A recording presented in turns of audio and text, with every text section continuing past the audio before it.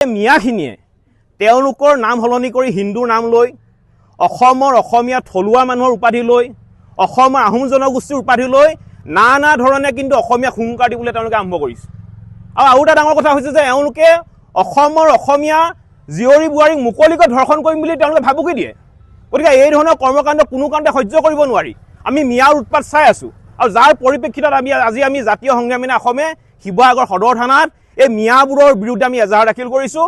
আৰু আমাৰ স্পষ্ট কথা, এই মিয়াবোৰৰ শাস্তি হ'বই লাগিব। প্ৰয়োজন সাপেক্ষে জাতিৰ স্বাৰ্থত কিন্তু এই মিয়াসোপাক এনকাউণ্টাৰ হ'লেও কৰিব লাগিব। আমাৰ স্পষ্ট কথা, এই মাতৃভূমিত কেৱল মাত্ৰ খিলঞ্জীয়া মানুহৰ প্ৰভুত্ব আধিপত্য থাকিব লাগিব। কোনো কাৰণতে অসমত মিয়াৰ দপদপনি নচলিব। অসমত মিয়াৰ স্থান নাই।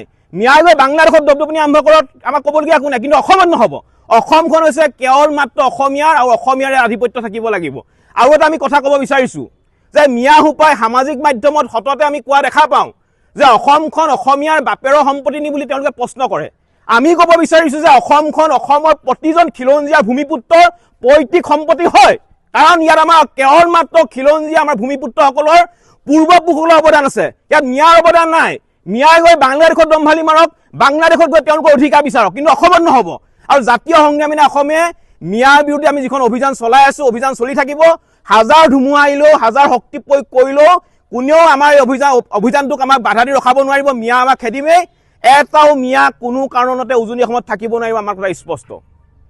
অসমে অসমীয়া জাতিৰ এক সুৰক্ষিত ভৱিষ্যতৰ কাৰণে বিগত বছৰ ধৰি আমি কাম কৰি আহিছোঁ। আৰু যেতিয়া আমি জাতীয় সংগ্ৰামী অসমে আমাৰ লক্ষ্য উদ্দেশ্যক আগত ৰাখি আমি অবৈধ সন্দেহযুক্ত নাগৰিকৰ বিৰুদ্ধে যেতিয়া আমি অভিযান চলাওঁ, আমি দেখা পাওঁ যে সামাজিক মাধ্যমত একাংশ মিয়াই নানা ধৰণে অশ্লীল ভাষাৰে আমাক গালি গালাজ কৰিবলৈ আৰম্ভ কৰে। আৰু আটাইতকৈ ডাঙৰ কথাটো হৈছে যে এই মিয়াখিনিয়ে তেওঁলোকৰ নাম সলনি কৰি হিন্দুৰ নাম লৈ অসমৰ অসমীয়া থলুৱা মানুহৰ উপাধি লৈ অসমৰ আহোম জনগোষ্ঠীৰ উপাধি লৈ নানা ধৰণে কিন্তু অসমীয়া হুংকাৰ দিবলৈ তেওঁলোকে আৰম্ভ কৰিছে। আৰু এটা ডাঙৰ কথা হৈছে যে এওঁলোকে অসমৰ অসমীয়া জীয়ৰী বোৱাৰীক মুকলিকৈ ধৰ্ষণ কৰিম বুলি তেওঁলোকে ভাবুকি দিয়ে। গতিকে এই ধৰণৰ কৰ্মকাণ্ড কোনো কাৰণতে সহ্য কৰিব নোৱাৰি। আমি মিয়াৰ উৎপাত চাই আছোঁ আৰু যাৰ পৰিপ্ৰেক্ষিতত আজি আমি জাতীয় সংগ্ৰামী অসমে শিৱসাগৰ সদৰ থানাত এই মিয়াবোৰৰ বিৰুদ্ধে আমি এজাহাৰ দাখিল কৰিছোঁ। আৰু আমাৰ স্পষ্ট কথা, এই মিয়াবোৰৰ শাস্তি হ'বই লাগিব। প্ৰয়োজন সাপেক্ষে জাতিৰ স্বাৰ্থত কিন্তু এই মিয়াসোপাক এনকাউণ্টাৰ হ'লেও কৰিব লাগিব। আমাৰ স্পষ্ট কথা, এই মাতৃভূমিত কেৱল মাত্ৰ খিলঞ্জীয়া মানুহৰ প্ৰভুত্বৰ আধিপত্য থাকিব লাগিব। কোনো কাৰণতে অসমত মিয়াৰ দপদপনি নচলিব। অসমত মিয়াৰ স্থান নাই। মিয়াই গৈ বাংলাদেশত দপদপনি আৰম্ভ কৰক, আমাক ক'বলগীয়া একো নাই, কিন্তু অসমত নহ'ব।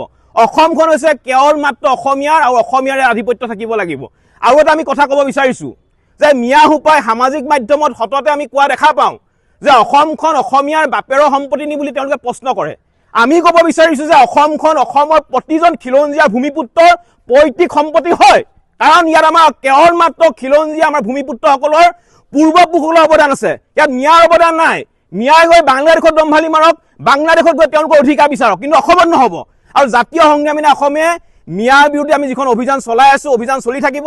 হাজাৰ ধুমুহা আহিলেও, হাজাৰ শক্তি প্ৰয়োগ কৰিলেও কোনেও আমাৰ এই অভিযানটোক আমাক বাধা দি ৰখাব নোৱাৰিব। মিয়া আমাক খেদিমেই। এটাও মিয়া কোনো কাৰণতে উজনি অসমত থাকিব নোৱাৰিব, আমাৰ কথা স্পষ্ট।